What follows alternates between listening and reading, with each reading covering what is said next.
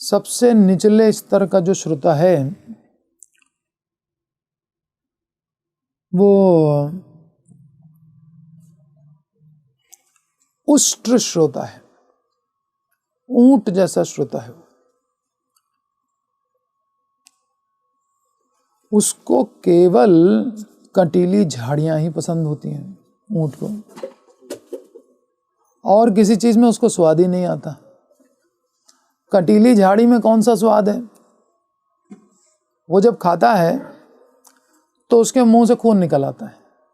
मसूड़े वसूड़े तो कोमल हैं और झाड़ी कंटीली है, रेगिस्तान में वो होता है, तो उसके पूरे मुंह से रक्त बहने लगता है। और उस रक्त का जब वो जीभ से स्वाद लेता है तो उसको लगता है कि ये झाड़ी तो बहुत अच्छी है, और वो झाड़ियाँ ही खाता रहता है। और दूसरी चीज़ खाता है तो उसमें कंटीली तो होती नहीं है, तो उसमें रक्त बहता नहीं है, उसको मज़ा आता नहीं है, इसलिए उसको केवल कंटीली झाड़ी पसंद है। उस प्रकार का श्रोता। उनको केवल अनर्गल वार्ता ही पसंद होती है, उनको हरि कीर्तन कतई पसंद नहीं होगा। उस लेवल का श्रोता है।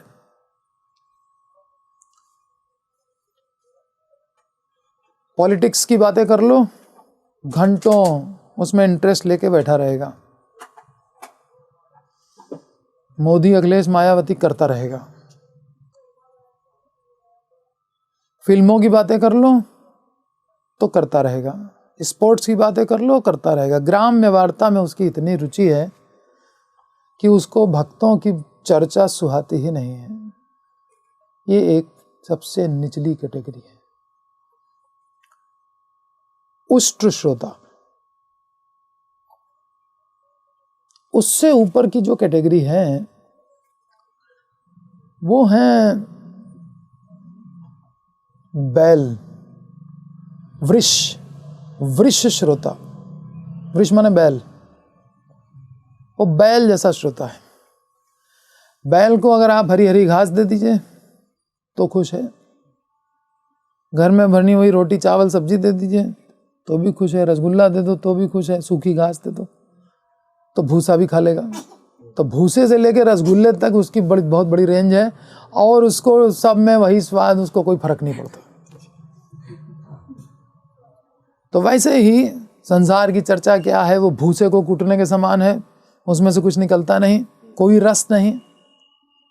और कहीं अगर रस वाली कोई कथा हो रही है, कीर्तन हो रहा है, तो वहां भी आ गया, खड़ा हो गया, नाच लिया 2 मिनट, और फिर उसी रस, दूसरे रस में चला गया। तो ये बैल टाइप का श्रोता है, जिसको जो मिल जाए उसी में लग जाता है। बहुत बातूनी टाइप का व्यक्ति होता है। उसके सामने बस एक शब्द बोल दे कोई, उसको सामने बोल दो मोबाइल, तो शुरू हो गई मोबाइल की चर्चा। एकदम से मोबाइल की चर्चा वो कर रहा हो, आप ट्राई करके देख लो। एकदम से आप बोल दो मोदी, अब पॉलिटिक्स पे उतर आएगा वो। इस तरीके से वो टॉपिक चेंज करता है। श्रोतव्यादीनि राजेंद्र निर्णाम संति सहस्त्रश अपश्यताम आत्मतत्वम गृहेषु गृहमेधिनाम। ये जो गृहमेधि है, गृहस्थ नहीं है। गृहस्थ तो वो होता है जो घर में आल्टर बना करके जगन्नाथ की सेवा करता है, उसको कहते हैं गृहस्थ। उसमें उसके यहाँ भगवान मुख्य होते हैं, और जो गृहमेधि होता है उसके लिए बस इंद्रिय तृप्ति मुख्य होती है। हाँ, कीर्तन में भी जाएगा, बैठ जाएगा। लोग ऐसा ना सोचें कि मेरी उसमें कोई श्रद्धा नहीं है, जैसे कि प्रभु जी भी अभी बोल के गए। हाँ, हम सब जानते हैं, भगवान को हम भी मानते हैं भाई। ऐसा नहीं है उनके घर में भगवान नहीं होंगे, उनके घर में गीता नहीं होगी, सब है। लेकिन बैल की तरह रसगुल्ला भी ठीक है तो भूसा भी ठीक है। ये हो गया बैल जैसा श्रोता। सुनने वाला श्रोता माने सुनने वाला। सुनने वाले सभी हैं। हम सबको भगवान ने 2 कान दिए हैं, और सुनने वाले हम सब हैं, सब श्रोता हैं। और 6 कैटेगरी हैं। तो सबसे पहला श्रोता, सबसे निचला स्तर का कौन है? उष्ट्र। केवल कांव कांव चाहिए उसको, और दूसरा वृष, बैल, कुछ मिल जाए सब ठीक है।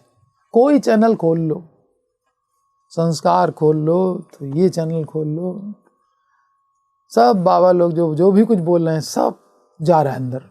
भूसा और रसगुल्ला सब कान के अंदर से ठूसे रहो।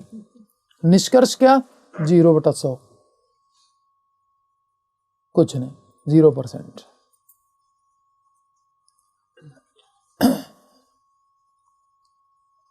इससे ऊपर का जो श्रोता है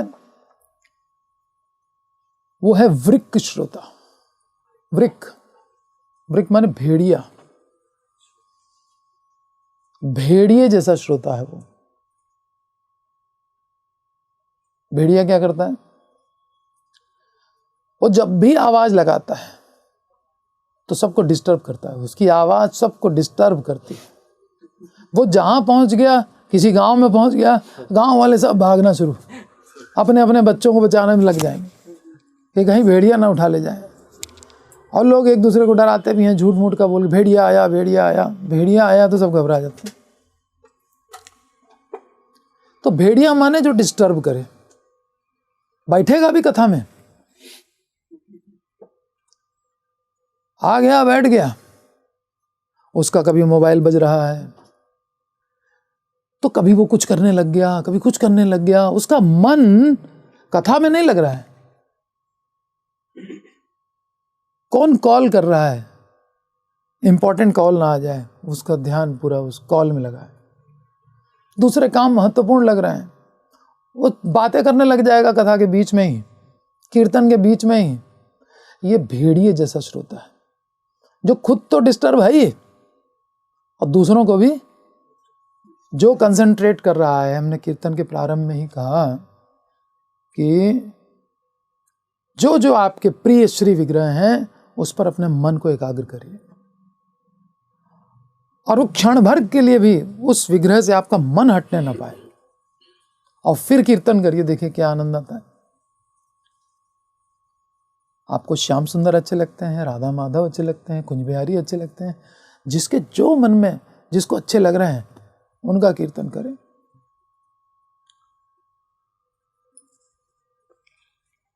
तो ये जो भेड़िया जैसा व्यक्ति है उसका काम है दूसरों को डिस्टर्ब करना।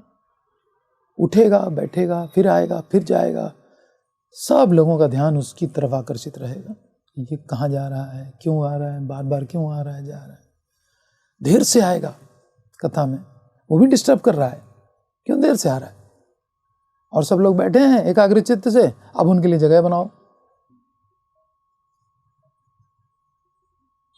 डिस्टर्बेंस होता है ना। समय से आ जाओ। ट्रेन पकड़ने के लिए हम समय से पहुंच जाते हैं, ऑफिस समय से पहुंच जाते हैं, अपने बिजनेस में हम बहुत पंक्चुअल हैं, लेकिन भगवान की भक्ति के कार्यक्रम में ऐसे हो जाते हैं। तो कहीं हमारी कैटेगरी भेड़िए जैसी न गिनी जाए भक्तों के समाज में। ये तीनों प्रकार के जो श्रोता हैं इनको कहा जाता है अपर श्रोता। ये तीनों एक कैटेगरी में आएंगे, अपर श्रोता या अवर श्रोता। ये वर नहीं है, ये श्रेष्ठ नहीं है। अब इसके ऊपर की जो 3 कैटेगरी हैं वो श्रेष्ठ श्रोताओं की है। श्रेष्ठ श्रोताओं में अब ये चौथे नंबर पे, नीचे से हम आगे बढ़ रहे हैं, चौथे नंबर पे जो है वो शुक श्रोता है। वो तोते जैसा है, उसने जो सुन लिया उसको वो रट गया। तोता जैसे रट लेता है, राम राम रटा दो तो राम राम रट लिया, और श्याम श्याम रटा दो तो श्याम श्याम रट लिया, और उसको अगर संसार संसार रटा दो तो संसार भी रट लेगा। वो अगर कोई मायावादी भाष्य में चला गया और वहां उसने सब सुन लिया, अब वो हर बात में आप उसको कोई भी कृष्ण की मधुर से मधुर लीला सुना दो, उसमें वो निराकारवाद अपना ठूंस के मानेगा। वो तोते की तरह उसने रट रखा है। अब वो कोई प्लस माइनस नहीं कर सकता। ये फ्लेक्सिबिलिटी उसने खत्म कर दी अपनी, ठीक है। उसके दिमाग में लचीलापन नहीं है कि वो कुछ नई चीज को एडजस्ट कर सके, नहीं है। तो ये किस प्रकार का श्रोता है? शुक, तोते जैसा। प्रभुपाद कहते हैं तोता रट रहा है राम राम राम राम राम राम, एकदम से बिल्ली ने गर्दन पकड़ ली तो टें टें टें, अब राम राम नहीं आ रहा है। तो ये ऐसा जो रट्टू टाइप का होता है उसकी स्थिति ये हो जाती है। मन के अंदर कुछ नहीं लेके गया है। भगवान क्या कह रहे हैं? मन मना भव। गोवर्धन पूजा पे भी यही कथा हुई थी, मन की आसक्ति मुझ में रखो। भगवान और कुछ नहीं आपसे मांग रहे, केवल मन का अटैचमेंट आपसे मांग रहे हैं। भगवान ने गीता में एक ही श्लोक में ये कहा है कि मैं सुलभ किसके लिए हूं। सुलभ माने इजीली अवेलेबल। भगवान किसके लिए सुलभ है? किसी को याद है श्लोक?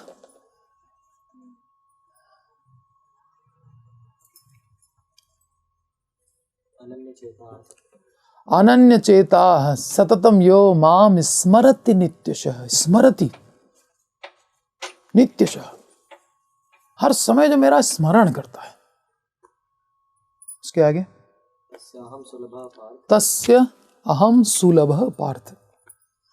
एक ही जगह भगवान ने कहा है पूरे 700 श्लोकों में गीता में कि मैं किसके लिए सुलभ हूं। तो उसमें भी चित्त की बात आ गई। भगवान हमारा चित्त चाह रहे हैं। इंद्रियां चाह रहे होते तो इंद्रियां बोलते, इंद्रियां लगाना चाहिए। लेकिन अल्टीमेटली भगवान क्या चाह रहे हैं हमसे? अंततः परम गुह्य क्या है? मन मुझको दे दो, ठीक है। तो मन की आसक्ति भगवान में रहे। तो 4 कैटेगरी हो गई। कौन कौन सी? सबसे निचला क्या था विवेक?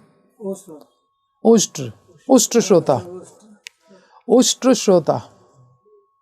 दूसरा वृष श्रोता, तीसरा वृक्क श्रोता, चौथा शुक श्रोता, ठीक है।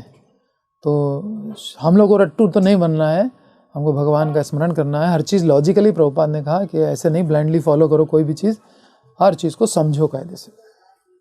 प्रभुपाद कभी नहीं चाहते हम ब्लाइंड फॉलोअर तोते की तरह बन जाएं, ठीक है।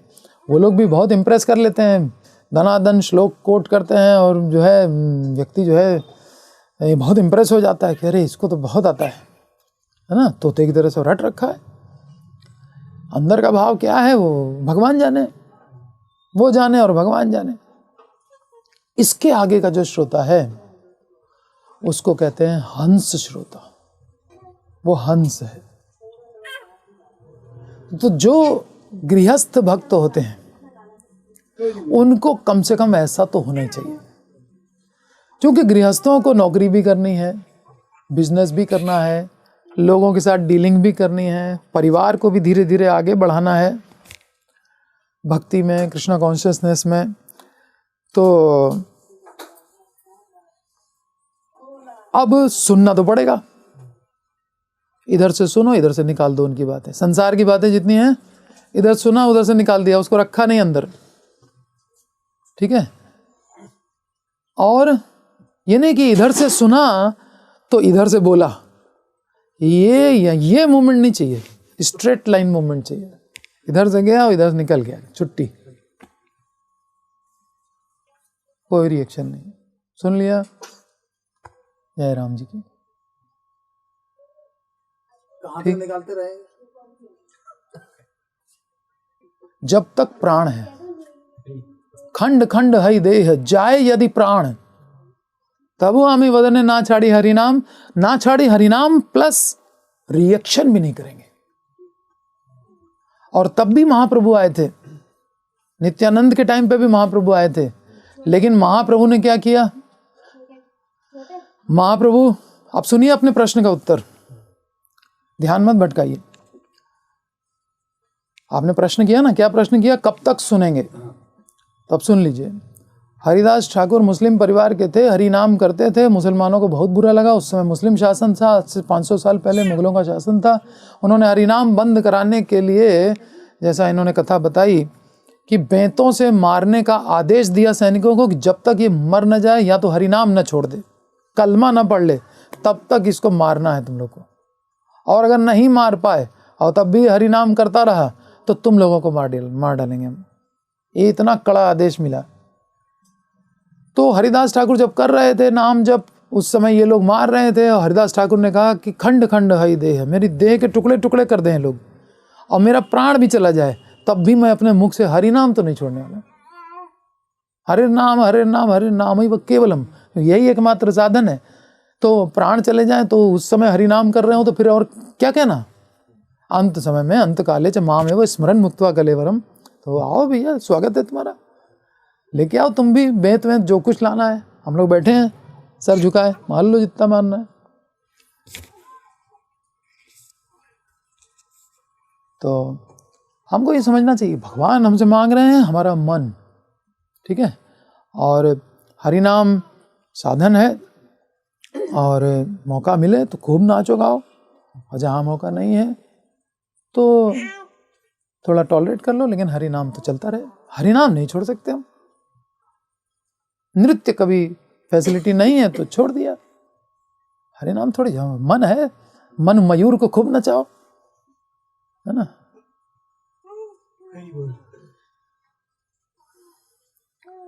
दयाल नीताई चैतन्य बोले, नाचे रे अमर मन, नाचे रे अमर मन, नाचे रे अमर मन, नाचे रे अमर मन, नाचे रे अमर मन। दयाल नीताई चैतन्य बोले, रे अमर मन, दयाल नीताई चैतन्य बोले,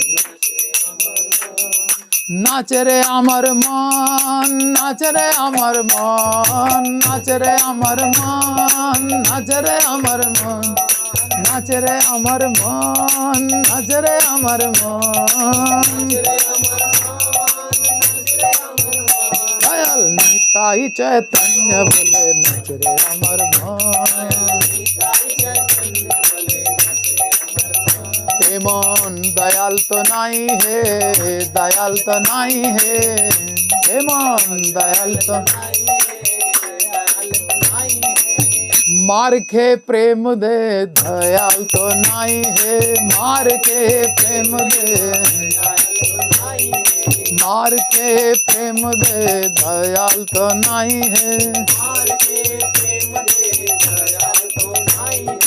अपराध दूरे होबे पावे प्रेम धन, अपराध दूरे जाबे पावे प्रेम धन, अपराध दूरे जाबे पावे प्रेम धन, अपराध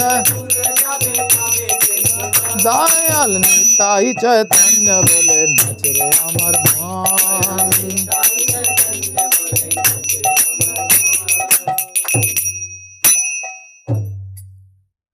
तो कितना नचाओ मन को, वो तो किसी को दिख ही नहीं रहा है। असली चीज़ है मन नाचे हमारा, ठीक है। तो जहाँ भगवान की कृपा से ऐसा बहुत ही रेयर है, कहीं लखनऊ के अंदर तो हम लोग को बहुत ही रेयर कहीं मिला है ऐसा, लेकिन वो कुपात्र है, ठीक है, भगवान दया करें उस पर भी, उसको भी प्रभुपाद जी की शरण मिल जाए। हम लोग यही आशा कर सकते हैं, भगवान से प्रार्थना कर सकते हैं, उन पर कृपा करिए, जैसे हमारी परंपरा ने हमको सिखाया है, क्योंकि वो रिएक्ट करने का तो सिखाया ही नहीं हमको, है ना। हमको रिएक्शन नहीं सिखाया है, इसने ये किया है तो तुम ये कर दो, ये है ही नहीं, आध्यात्मिक जगत में ये चीज़ है ही नहीं। सहन कर लिया, महाप्रभु को दया आई तो नित्यानंद प्रभु ने पता है क्या किया, जब उनको चोट लगी, महाप्रभु तो सुदर्शन सुदर्शन करके अपना टॉप मोस्ट अस्त्र जो है दुनिया का सुदर्शन को बुला लिए, सुदर्शन घन घन घन घन नाचता हुआ, अरे का भी काट डालेंगे इन लोग को। नित्यानंद को कैसे मार दिया, लेकिन नित्यानंद प्रभु ने क्या किया, नित्यानंद दौड़ के गए चैतन्य महाप्रभु के, उनकी छाती पे हाथ रखा, प्रभु अगर मैंने कभी भक्ति की है तो मुझे इन दोनों के जीवित शरीर चाहिए, इनको क्षमा कर दीजिए। वो समझ गए, उन्होंने सुदर्शन देखा तो घबरा गए एकदम कि अब तो मरे। सुदर्शन को कितनी देर लगती है चलने में आप समझिए कि राहु जो है वो देवताओं की लाइन में बैठ गया और अमृत पी गया, मुंह में डाला और गटकने में कितनी देर लगती बताइए। एक घूंट पानी पीने में, मुंह में डालने के बाद गटकने में कितनी देर लगती है। उतना वक्त नहीं दिया सुदर्शन ने, उड़ा दी गर्दन। जब तक सूर्य चंद्र ने कंप्लेंट की कि मोहिनी ये तो असुर है, 1 सेकंड नहीं टाइम दिया। तो भगवान का भरोसा रखिए, है ना। एक कथा है, उसमें एक व्यक्ति था, उसको दूसरा बहुत तंग करता था, तो ये जो है भगवान के भक्त थे। लेकिन एक दिन, जैसे आपने कहा कि कब तक सहन करें, उससे भी सहन करते करते उसके भी दिमाग में यही प्रश्न आया, कब तक सहन करें। और भगवान देख रहे थे कि भक्त को सता रहा है अनर्गल, बिना किसी कारण के ये इसको सता रहा है। भगवान चल दिए उसकी रक्षा करने के लिए और उसको दंड देने के लिए। लेकिन इतने में क्या किया, इसने डंडा उठा लिया। जो उसके ऊपर अत्याचार कर रहा था उसको पीटने के लिए भक्त ने डंडा उठा लिया। भगवान वहीं से लौट गए कि इसको तो अपने बल पे भरोसा है। निज बल चेष्टा प्रति भरोसा छाड़िया। मुझ में बल नहीं है कि हम किसी से कुछ कर पाएंगे। चेष्टा के प्रति, बल के प्रति सरेंडर होना है हमको बस। माम एकम शरणम व्रज। फिर देखो, हाँ वो करेंगे। हमको ताकत बढ़ाने की जरूरत नहीं है, हमारी ताकत तो जगन्नाथ है। हमको सरेंडर होने का आदेश है जगन्नाथ की तरफ से, माम एकम शरणम व्रज। हम वो नहीं कर रहे हैं, हम ताकत बढ़ाने में लग जाते हैं। चाहे धन से, चाहे विद्या से, चाहे शरीर से, कहीं ना कहीं से व्यक्ति ताकत बढ़ाने, संबंध बढ़ाने, इन सब में अपनी जिंदगी खराब कर रहा है। क्या जरूरत है? जगन्नाथ बैठे हैं ना, उन पर भरोसा नहीं है क्या? क्या उनका बल अब कम हो गया क्या? द्वापर युग में जितना बल था, अब चले गए हैं गोलोक में तो खूब सेवा ले रहे हैं गोपियों से, तो अब उनका बल कम हो गया। नहीं, हरि व्यापक सर्वत्र समाना। समाना, हरि सब जगह समान रूप से व्याप्त हैं, समान बल के साथ, समान रूप के साथ, समान ऐश्वर्य के साथ। तो इसकी चिंता ही छोड़ दो, भगवान सब जगह हैं और वो जब चाहेंगे, जितना चाहेंगे तब रिएक्ट करेंगे। वो नाप तौल के करेंगे सब चीज कि उसका भी हित हो, हमारा भी हित हो, सबका हित हो। ऐसे ही भक्त लोग भी करते हैं। नर कुंवर मणिग्रीव ने कुछ किया, भक्त का अपमान नारद जी का, नारद जी ने उनको नंद बाबा के आंगन का वृक्ष बना दिया। देखिए, तब भी कल्याण ही किया। कृष्ण ने उनका उद्धार किया, कृष्ण के दर्शन हुए। दामोदर लीला जो हम लोग इतना गा रहे हैं, वो दामोदर लीला उन्होंने आंख से देखी। तो हमारा काम केवल यही है। तो श्रोता हो गए 5 प्रकार के। बोलिए।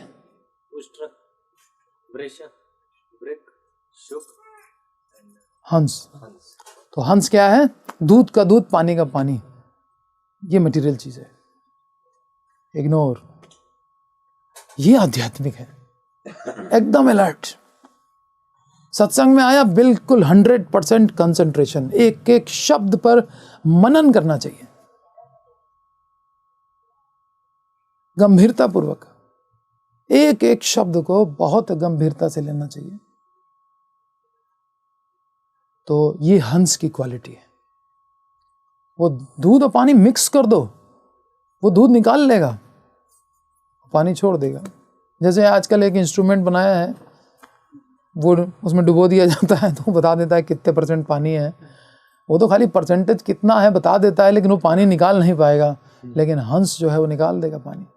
तो ऐसा भक्त जो गृहस्थ है, बिजनेस में है, किसी में सुन रहा है, सबकी सुन रहा है, ये सब अपनी डीलिंग कर रहा है, लेकिन वो है हंस, वो इसको ग्रहण नहीं करेगा, उसको छोड़ देगा और केवल जो उसकी आध्यात्मिक उन्नति के लिए अनुकूल है उसी को ग्रहण करेगा। बस भक्ति प्रतिकूल भाव वर्जन अंगीकार, अनुकूल चीजों को ही केवल ग्रहण करेगा। तो ये हो गया हंस। अब इससे ऊपर भी कोई श्रोता हो सकता है।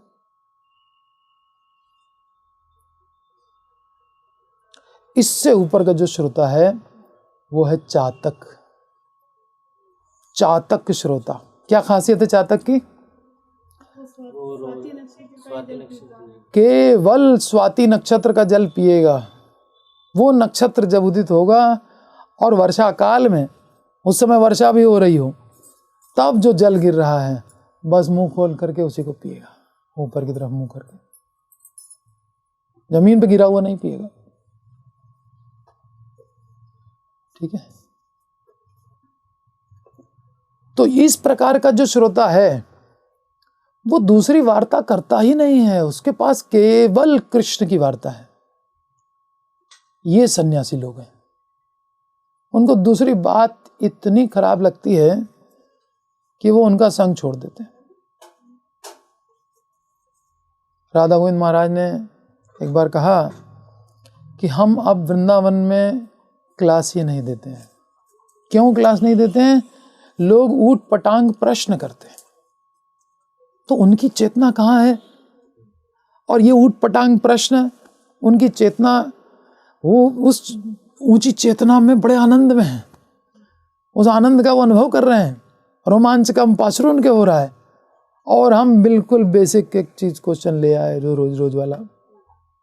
ठीक है, अपने सीनियर डिवोटीज से पूछ लो।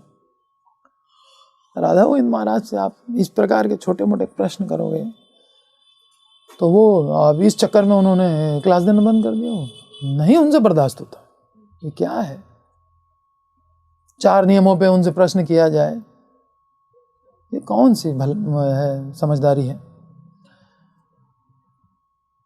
तो भक्त किसी रस का आस्वादन कर रहा है, उसको भी पहचानना चाहिए, उसके मूड को डिस्टर्ब नहीं करना चाहिए, उसके भावों में कहीं कमी ना आ जाए।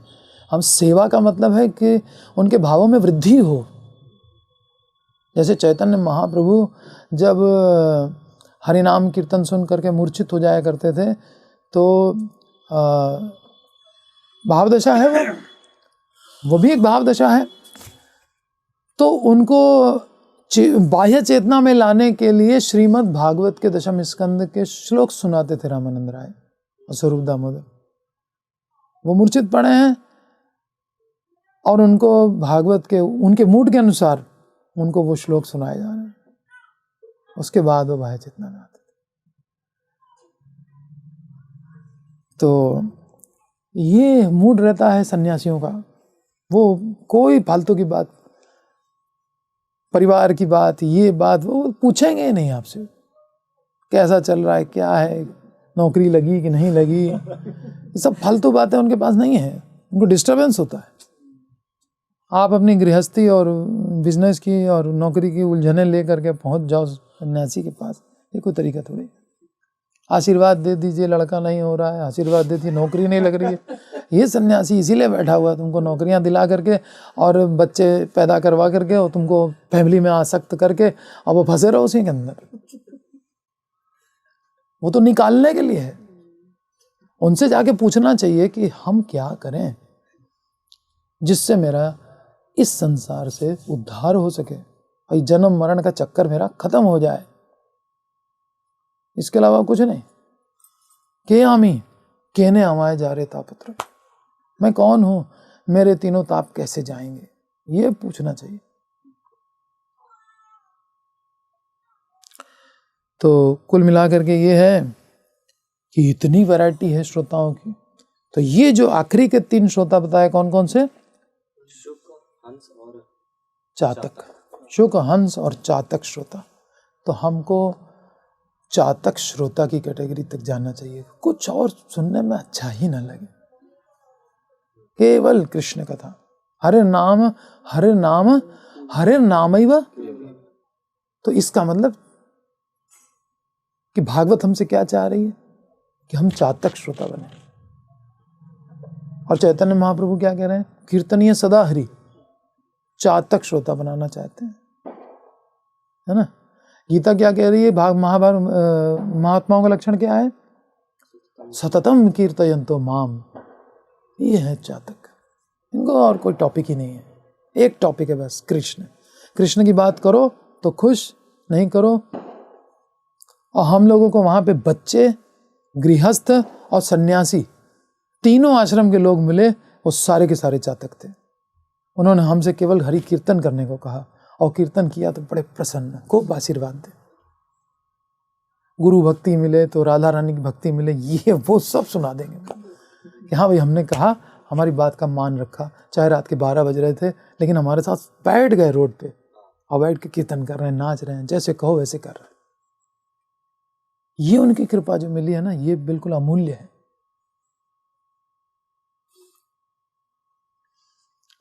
तो अब हमें समझना चाहिए कि हम किस स्तर के श्रोता हैं और हमको किस स्तर तक जाना है, और हमें क्या क्या दोष हैं, उन दोषों को कैसे दूर करना है। ये बातें गंभीरता से लेनी है और हमको चातक श्रोता बनना है। हंस श्रोता से भी आगे निकलना है।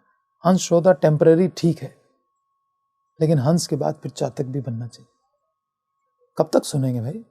आखिर रिटायरमेंट, परीक्षित महाराज हंस श्रोता थे, राज्य चला रहे हैं, सब कुछ है ना, लेकिन जैसे ही मौका मिला, 7 दिन में मृत्यु आने वाली है, एक छोटे लड़के ने श्राप दे दिया, 9-10 साल का, 12 साल का लड़का, उसने कह दिया आज से 7वें दिन तक्षक नाग आएगा, तुमको डस लेगा, मर जाओगे तुमने मेरे पिता का अपमान कर दिया, उनके गले में मरा हुआ सांप डाल दिया, तुमको प्यास इतनी सता रही थी। राजा थे परीक्षित, क्या नहीं कर सकते थे? उन्होंने रिएक्ट किया? कुछ नहीं, बैठ गए कथा सुनने। पानी तक नहीं पिया, खाना तक नहीं खाया, कोई रिएक्शन नहीं। क्या नहीं कर सकते थे? उस लड़के के खिलाफ भी कर सकते थे और तक्षक के खिलाफ भी कर सकते थे।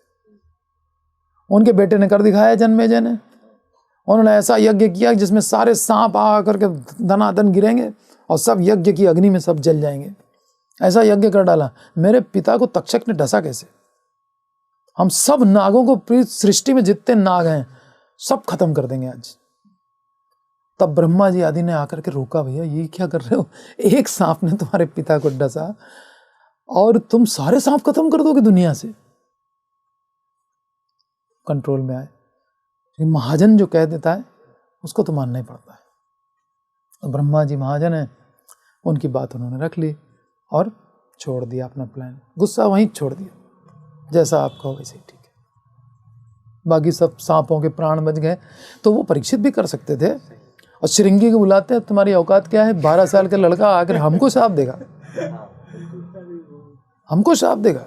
राजा है वो, चक्रवर्ती सम्राट, एक जगह के नहीं कि इंडिया के हों, पूरी पृथ्वी उनके कंट्रोल में है, पूरी पृथ्वी।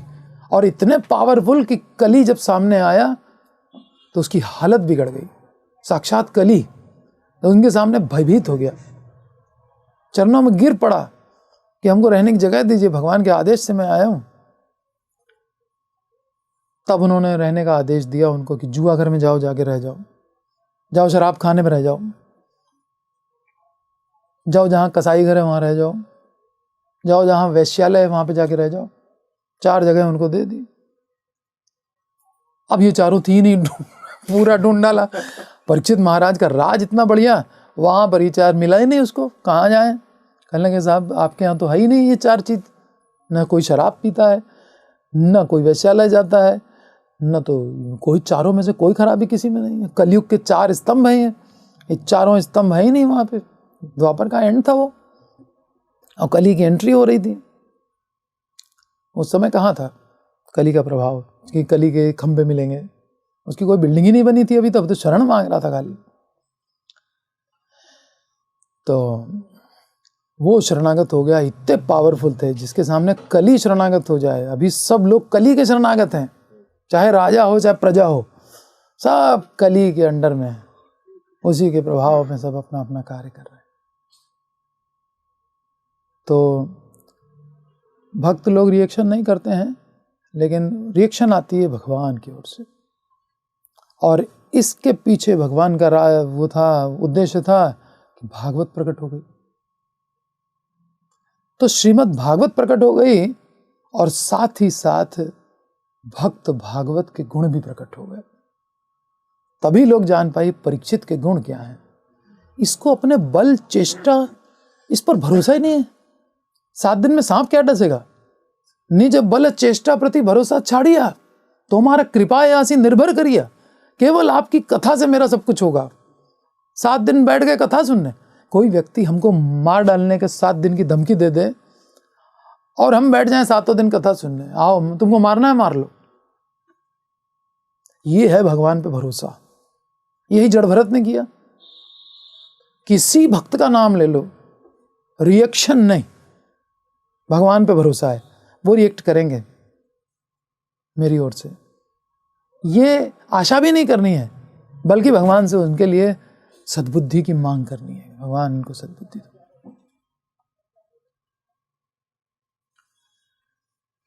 तो भगवान से प्रार्थना करते हैं कि सभी लोग चातक श्रोता बने। फिलहाल कम से कम हंस श्रोता तो हो ही जाए। किसने क्या कहा सुना निकालो इधर से, उसको अंदर नहीं ले जाना है। शंकर जी है ना, उनसे शिक्षा लेनी चाहिए। सबसे पहले समुद्र का मंथन हुआ तो क्या निकला? कौन सा समुद्र था? क्षीर सागर। दूध में से कभी विष निकलता है? वो भी उस सागर में जिसमें भगवान लेटे हो।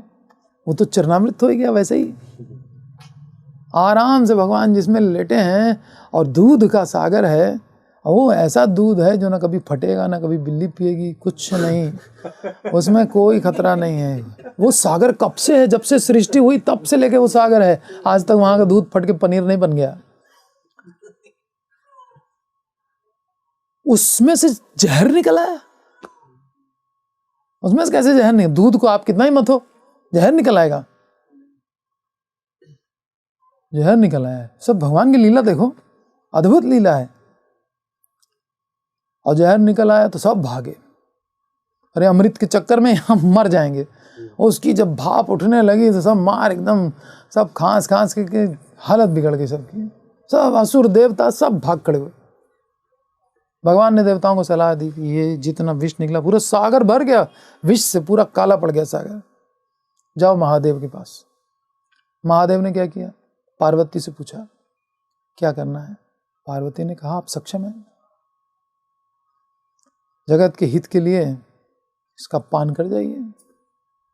तो जगत के हित के लिए, देवताओं और राक्षसों तक के हित के लिए, राक्षस भी तो मर रहे थे, कह देते इन्हें राक्षसों को मरने दो, इधर वाला विष जो है वो रहने दो, इधर वाला हम जो है समेटे ले रहे हैं।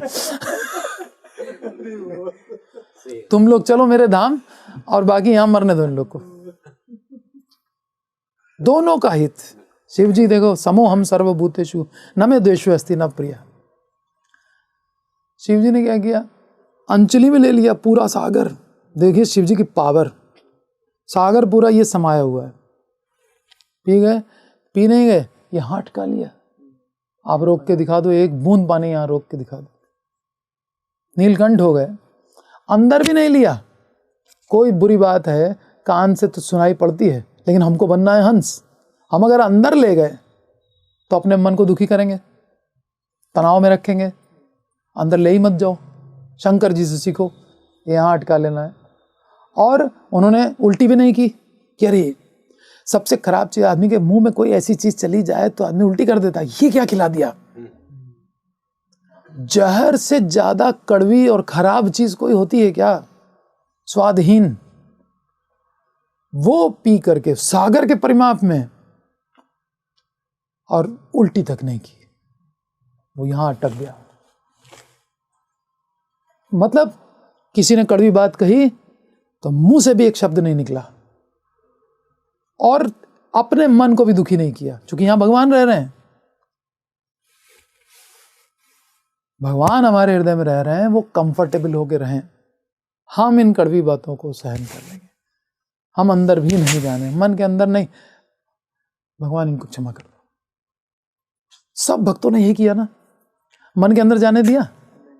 नहीं जाने दिया। हम अगर रिएक्शन करने के मूड में आ गए, इसका मतलब कि वो बात हम मन तक ले गए। क्यों ले गए आप? आपको भागवत पढ़ रहे हैं, भागवत से आपने क्या सीखा है? यही सीखा है कि हमको रिएक्ट कर देना चाहिए। सपोज हम रिएक्ट नहीं करते, अच्छा ठीक है, हमसे गलती हुई, हम नृत्य कर रहे थे, अब नहीं करेंगे, केवल कीर्तन करेंगे, तब तो आपको कोई ऑब्जेक्शन नहीं है। नहीं, ठीक है, बैठिए, आइए आप भी बैठिए।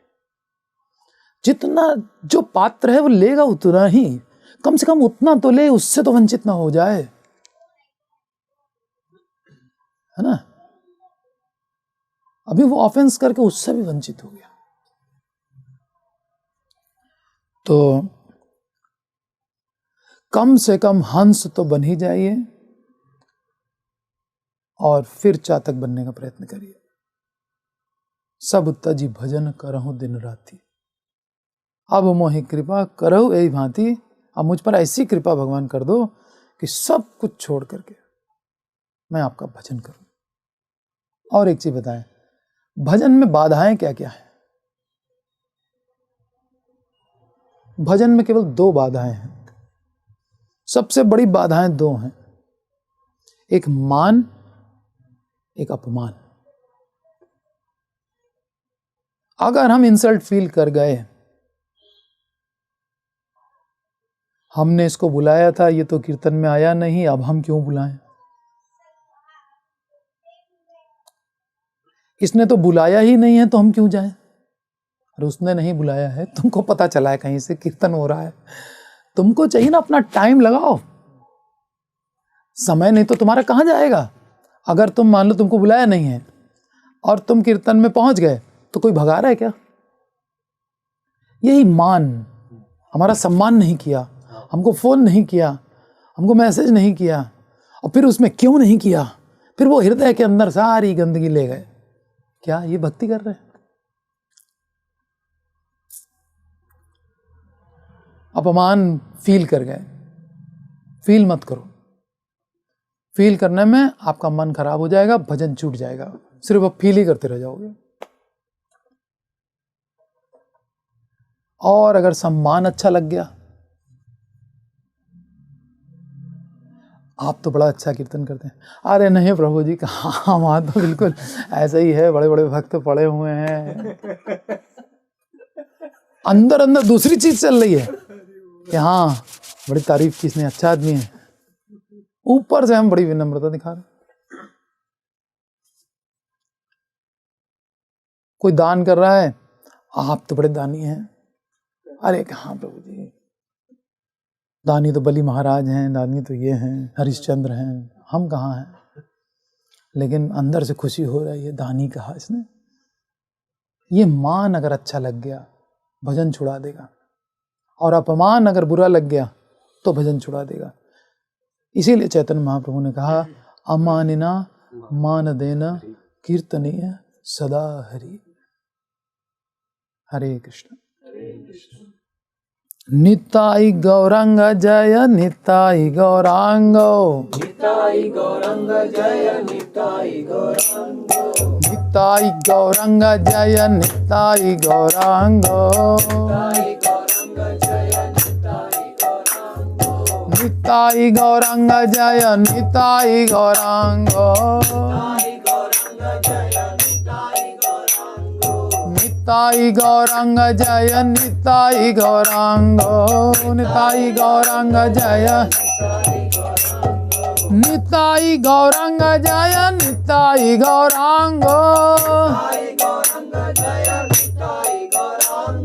निताई गौरांग जय निताई गौरांगो, निताई गौरांग जय निताई गौरांगो, निताई गौरांगो गौर हरि,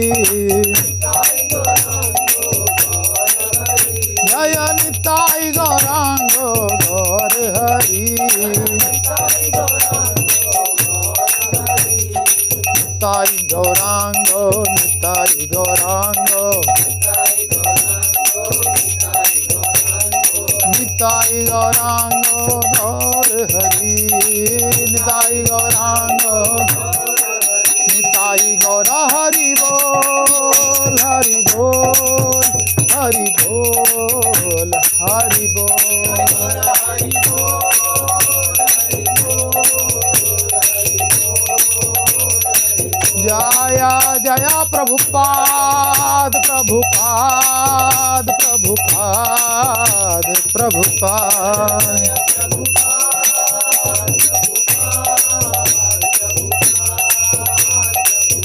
जय जय गुरुदेव गुरुदेव गुरुदेव गुरुदेव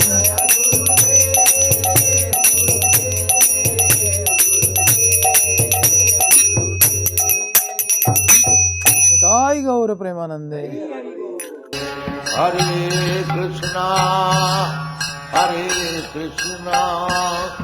कृष्ण कृष्ण हरे हरे हरे राम राम राम